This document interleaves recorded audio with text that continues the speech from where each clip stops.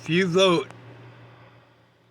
you vote at all, and you vote for Kamala Harris, I guarantee that this shit will be coming to America real soon.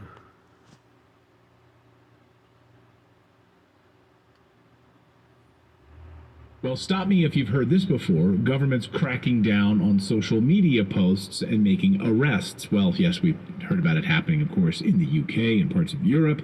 And now it is coming to Canada, where we're seeing the Royal Canadian Mounted Police arresting social media users for discriminatory and racially offensive posts. Yes, Canada now will arrest you over your social media posts. Let's dive more deeply into the tyranny that is Trudeau's government up there in Canada with David Creighton, journalist, independent journalist who writes at the Post Millennial and who has the great YouTube channel as well, Creighton's Right. David, so it's come to Canada now.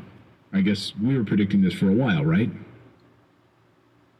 As you know, Clayton, the Online Harms Act is being voted on perhaps next year. And this is the horrible censorship law that contains the thought crimes component. But it's not law yet.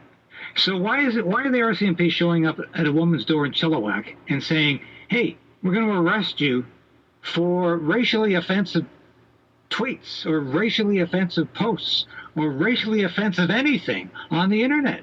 Because this happened exactly at the same time as these so-called keyboard warriors, as these idiot judges are calling them in the UK. I mean, they're arresting people in the UK for saying things contrary to government policy, and the cops are literally showing up in their bedrooms, in their living rooms, carting them away to jail. You've seen the video of this. You've shown the video of this on Redacted. It's shocking. I mean, people in their 60s and 70s being arrested for these so-called Facebook crimes, and these cops coming around and just carting them off to jail. And some of them were only saying that they didn't like the fact of all these illegal aliens coming into their country and terrorizing them. There were stabbings again today by guess who? The Muslims. Well, guess what? They're not a race. That's a religion. It's an ideology. It's not a race. Got it? Good. And it's happening now in Canada. We haven't even got the Online Harms Act passed yet. And this is absolutely frightening because what's happening in UK is no longer a parliamentary democracy. It's a dictatorship. It's a totalitarian society envisioned by George Orwell, because you have to remember 1984 takes place in a futuristic society in Great Britain. George Orwell's book 1984 is starting to look like an instruction manual rather than a warning. Become that society now. And my God, it's coming to Canada now. I don't want the RCMP coming to my door and giving their opinion on anything, especially about what I'm putting on the internet. And a lot of people are saying, enough is enough of this. And they haven't even got the law behind them. Right, so they don't even have a law behind them. Then what's the impetus here? Like, what does she say that's so offensive that rises to some level? We don't even have a law behind it. They're just taking it upon. Who knows? Maybe she mentioned something about chemtrails. You don't believe that's a true story? I'll show you a bunch of links. Matter of fact, I think I'll make a video right after that, proving it. Themselves to show. We've seen the video in the United States, the FBI doing the same thing in the United States, people making social media posts on Facebook, and the FBI showing up and knocking on people's door, and people say, get out of my yard, get off my lawn right now. You're here. We literally have the largest child trafficking operation in the world. Yeah, in the world, literally. The Kamala Biden administration lost 300,000 children. Lost them. And you're worried about my Facebook posts? Yeah, well, that's it. This woman actually isn't the nicest example of a free speech advocate I'm not here to justify anything she said. Some of it is a little bit offensive, but free speech can be offensive. It's supposed to be. Hold on. Let's make the point here. The reason we have free speech is for the speech that you don't like, right? That is what is protected. Yeah. Protected speech. It's the speech you don't like. If you don't like it, go somewhere else. Like things are offensive. People are going to be offended, but it should be protected, at least in the United States. That's why we have the First Amendment. Well, we have a Charter of Rights, too, in Canada, which should be protecting our free speech. That, of course, is a huge gap in the United Kingdom. They don't have a Charter of Rights or a Bill of Rights or even a Constitution. They have nothing to go back on except protocol and the fair play of Parliament. So that's why they're getting away with murder in the UK. But my God, it should not be happening in countries where they have a constitution and charter of rights. But it is happening here. And of course, the anti-free speech advocates will always go after the weakest link first, the most obnoxious, the most critical. Offensive. They will do that Right. first and then start going after you and I.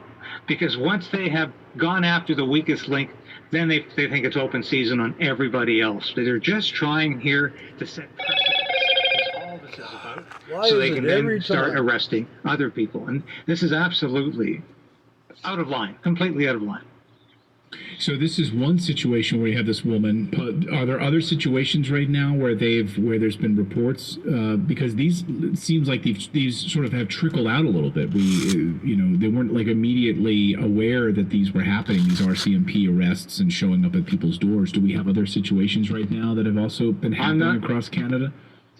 I'm not aware of any others. There was tremendous pushback when the story came out, and it was well reported, not just by new media or independent media, but the mainstream media picked this up as well. But what's most disturbing about this case is that this woman was picked up because her neighbors turned her in to the cops, and then local media reported her to the cops. So whose side are they on? And this is, to me, an incredible indication that if we get the Online Harms Act passed in Canada, is the national media going to be turning in other journalists because they don't like what they're writing? This is a very, very sad and very dangerous precedent.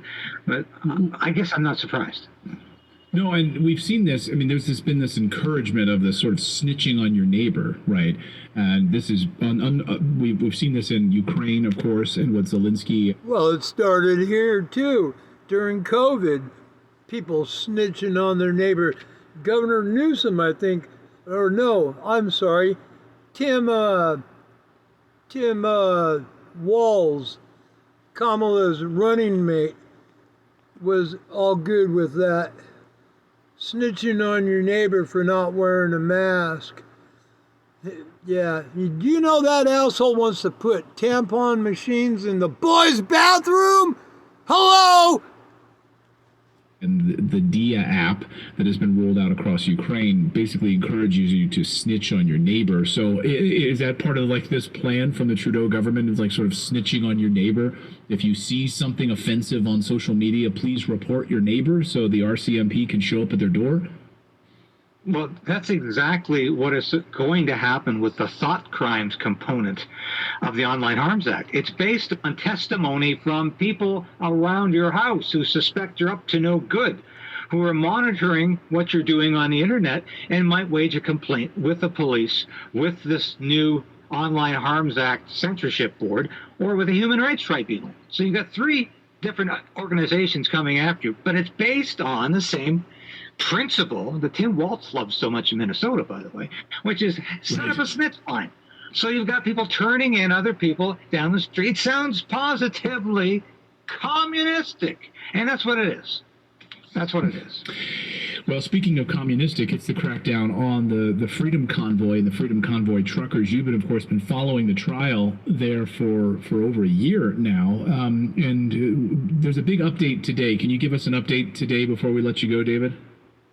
Yes, tomorrow, Friday, is the final day of testimony for the Freedom Convoy trial of Tamara Leach and Chris Barber. I have been there 95% of these hearings. We're on day 44 for a mischief trial. And I've been told by a very good source that the legal bill for Tamara and Chris is now approaching $1 million. It's the longest mischief trial in Canadian and possibly world history. I am going to find out how much the prosecution, the Crown, has spent. We know it's at least $2 or $3 million in prosecuting these people in a mischief trial. And I tell you, if these two are not found innocent, when we finally get a verdict in 2025, believe it or not, we're going to wait till January, February at the earliest for a verdict on this. If they are found guilty, all Canadians who love free speech, all Canadians who yearn for freedom will also be found guilty by this court. This is a profound moment, a seminal moment in Canadian and world history. The Freedom Convoy, these truckers stood up for your freedom and mine during the COVID mandates, and I'm with them today, standing up for theirs. Hallelujah. And I think our audience is as well. Well, thank you for that, David. And we'll be watching tomorrow, of course, what happens there. And then we're waiting for a decision from that court over the next few months. David Creighton, always great to see you up there in Canada. Thanks, as always, for keeping them honest. Thank you so much, Clayton. Always a pleasure.